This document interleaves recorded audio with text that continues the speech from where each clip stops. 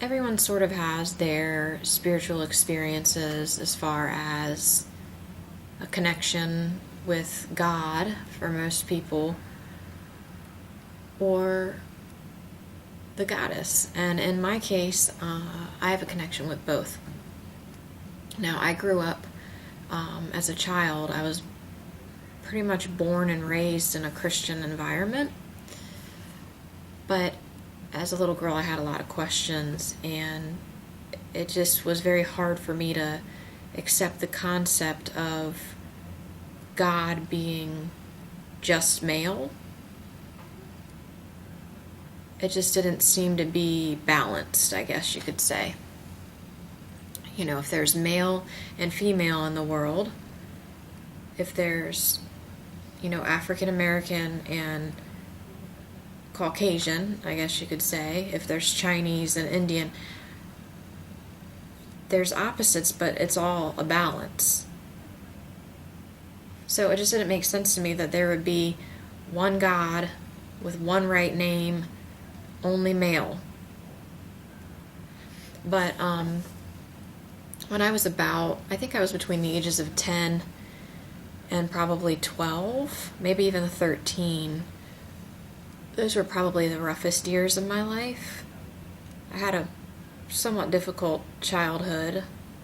Maybe not as bad as some people have had it. I was never like physically abused or anything like that, but I went through a lot, which I won't get into in this video, but especially between the ages of 10 and 13, I had some really rough years there, and somewhere in there, I first met the Great Mother Goddess in a dream, actually.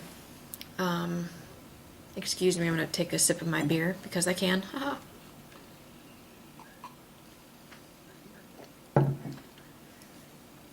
So, I had this dream in which I was flying, and I remember looking down at this like brick house or brick building, and I soared down slowly and I landed.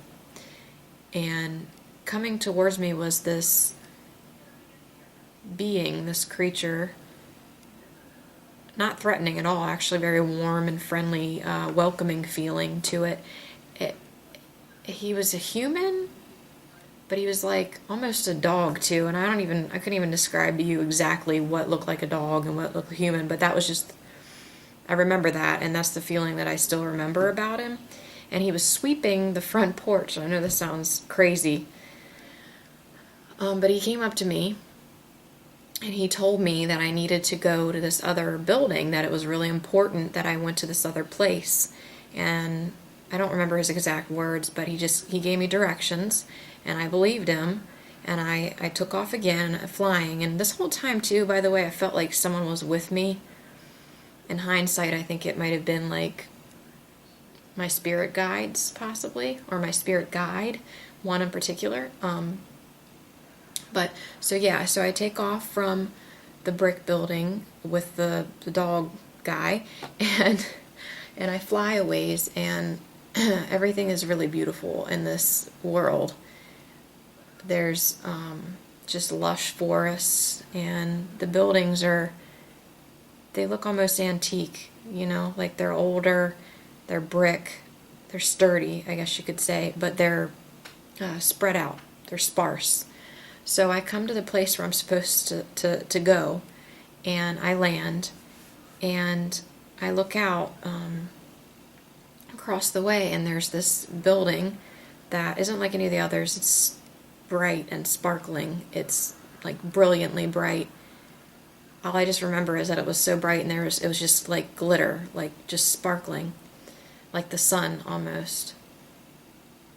And then in front of the building there was this sparkling pond that was even more beautiful, if not the same level of beauty as the house. And there was a tree to the right of it, and there were women standing on the water on the pond, probably like a dozen women, and one in particular was walking towards me, and it was like she was beckoning me to come out onto the pond to meet her.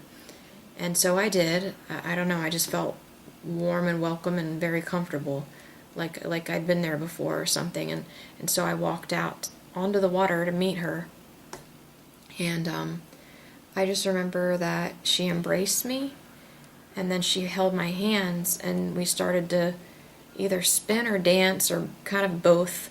I don't remember exactly, but it was something like that. And all of the women started singing, and she was singing to me, and it was the most just spiritual experience I had ever had in my life up until that point, and one of the most spiritual experiences I've ever had.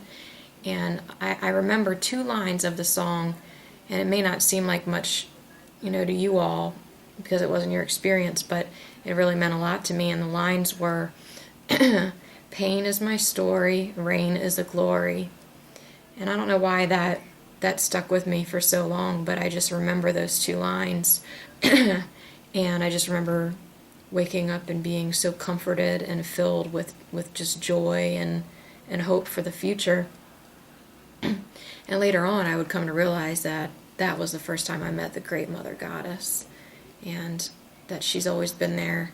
She's there for everybody. It's just some people choose not to see her or to acknowledge her. So that's my experience. That was the first time I ever met the Mother Goddess. So I'd love to hear you all's experiences and how you came to know the Great Mother Goddess, or even how you came to know,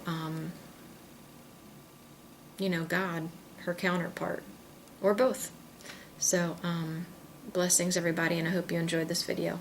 Okay.